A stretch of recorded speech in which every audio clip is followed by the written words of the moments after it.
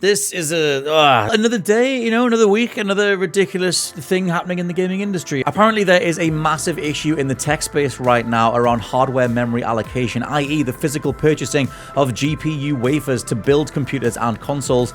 A report from tech leaker Moore's Law is Dead notes that AI in general requires so much memory bandwidth to function that OpenAI apparently have a deal with South Korean manufacturer Hynix to acquire 900,000 dynamic RAM wafers every month, which is around 40% of the world's output overall in terms of what we're currently able to make. This has been reported as creating a panic behind the scenes, creating a huge shortage of memory wafers for everyone else, including Xbox and the rest of the consoles. But Moore's Law is Dead says Xbox didn't plan ahead for this reality whatsoever, unlike Sony, who apparently have enough bought in advance to last, and I quote, for months. The idea is that AI data centers are taking a huge chunk of the total memory supply. That leaves less room for more normal products like graphics cards, laptops, and yes, consoles. Vendors who did not secure long-term supply earlier now have to fight over what's left at much higher prices. Moore's Law is Dead says if you still want an Xbox for some reason at their current pricing, those prices could go up soon, or supply could just entirely dry up, because multiple sources of mine have apparently been warned by sales reps at Microsoft that this is going to affect the Xbox Series consoles very, very soon, sooner rather than later. From what I've heard, Sony planned ahead, bought up gobs of RAM near the bottom of the pricing, and thus they should be fine for months. They have plenty of GDDR6, at least that's what I'm told. Prices could go up eventually, I could see that happening next year, but there's a reason Sony is cutting PlayStation 5 pricing for Black Friday. To quote the actual report over on the Moore's Law is Dead website from Tom, he says normally the DRAM market has buffers, warehouses of emergency stock, excess wafer starts, older DRAM manufacturing machinery being sold off to budget brands, while the big brands upgrade their production lines, but not in 2025. In 2025, those would-be buffers were depleted for three separate reasons. Number one, tariff chaos. Companies had deliberately reduced how much DRAM they ordered for their safety stock over the summer of 2025 because tariffs were changing almost weekly. Every RAM purchase risked being made at the wrong moment, and so fewer purchases were made. Number two, prices had been falling all summer. Because of the hesitancy to purchase as much safety stock as usual, RAM prices were also genuinely falling over time. And obviously, when memory was getting cheaper month over month, the last thing you'd feel is pressure to buy a commodity that could be cheaper the next month, so everyone waited. Number three, secondary RAM manufacturing had stalled. Budget brands normally buy older DRAM fabrication equipment from mega producers like Samsung when Samsung upgrades their DRAM lines to the latest and greatest equipment. This allows the DRAM market to expand more than it would otherwise because it makes any upgrading of the fanciest production lines to still be additive change to the market. However, Korean memory firms have been terrified that reselling old equipment to China-adjacent OEMs might trigger US retaliation, and so those machines have been sitting idle in warehouses since early spring. There was no cushion. OpenAI hit the market at the exact moment it was least prepared. OpenAI's deals are unprecedentedly only for raw wafers, uncut, unfinished, and not even allocated to a specific DRAM standard. Right now, it seems like these wafers will just be stockpiled in warehouses, like a kid who hides the toy box because they're afraid nobody wants to play with them, and thus selfishly feels nobody but them should get the toys. Even if the RAM shortage miraculously improves immediately behind the scenes, even if the AI bubble instantly popped or 10 companies started tooling up for more DRAM capacity this second, and many are to be fair, at a minimum the next 6 to 9 months are already screwed. DRAM manufacturers are quoting 13-month lead times for DDR5. This is not a temporary blip. This could be a once-in-a-generation shock. I mean,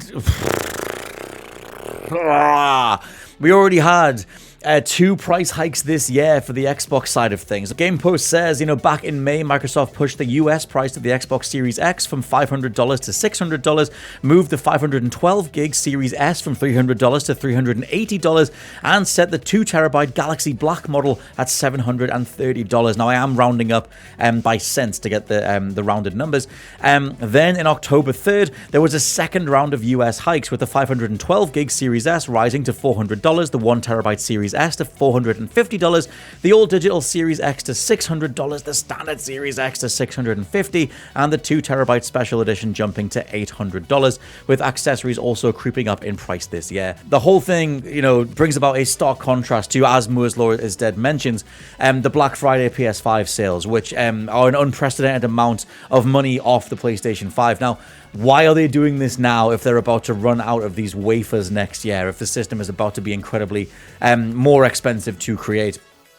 I think it is because they want as many people to have a PlayStation 5 in front of them as possible before GTA 6 gets here. I think it's a figure it out, it's a, cross that bridge when we come to it kind of problem.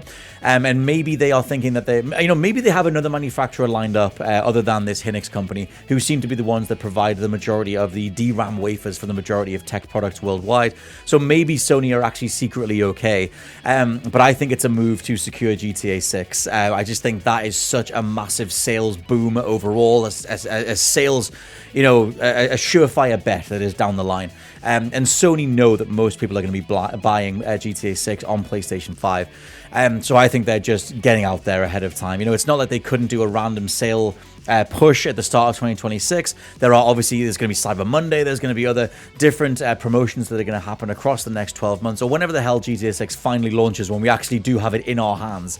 But still, it's crazy reading about what's actually happening behind the scenes, looking at an Xbox that have been forced to raise their prices. They're still trying to recoup all the money that they spent on the Call of Duty Activision acquisition deal, where it was revealed a couple of months ago now, that Microsoft CEO Amy Hood, put a 30% profit margin on the Xbox division as a way of recouping all the money that they had to put into the acquisition to get it over the finish line. Xbox can't afford to drop their prices that much. You'll find some Black Friday deals. I'm sure you'll be able to find Xbox Series consoles at a reduced price from what they would be based on the prices that I just read out. But Xbox need as much money made back up as possible. They can't afford to do what Sony are doing right now. And Sony, at least from my opinion, are playing this insane 4D chess maneuver, going all out with their Black Friday reductions, bringing the console down to a comparable price point with the Switch 2 and the Series S. Like, Sony are not messing around, and I think that is them looking to the future. We also had Hideaki Nishino, the new Japanese boss, the guy that replaced Jim Ryan, making a version of the PlayStation 5 that is Japanese only in regards to the pricing points. They brought it all the way down to 55,000 yen, which puts it right alongside the Switch 2, mainly because it was in direct response to the Jim Ryan era at Sony apparently not caring about the Japanese market, and apparently being quite happy for the Japanese wing of the business, the Japanese consumers, to just continually be ignored. Sony moving their headquarters during the Jim Ryan era out of Japan into America. I think San Francisco is where they are now. But still, you have that idea of how do we plan multiple years in advance, and I think that's what this is. I just have to imagine this is someone like Hideaki Nishino reading the tea leaves, looking to the future of the console business, looking at the guaranteed sales on the horizon, and just thinking, hey, can we get as many PS5s in as many people's hands as possible right now, while we actually do have, months worth of these specific DRAM wafers bought up in advance, while the competition is still flailing, while Xbox still kind of struggle to, get 2 feet together and move forward together. Even though, as I'm talking right now, the value of Game Pass is through the roof. Like, pick that thing up, get yourself a month of Game Pass for the Christmas season, a couple of months or whatever. There are a ludicrous amount of games from Ninja Gaiden 4 through to Marvel Cosmic Invasion just on Game Pass. It is a stellar deal right now, and I'm not sponsored by anybody, but it's worth mentioning that when you actually go down the brass tacks route, the Xbox Game Pass and Xbox value proposition is really, really good. But hopefully you already had an Xbox.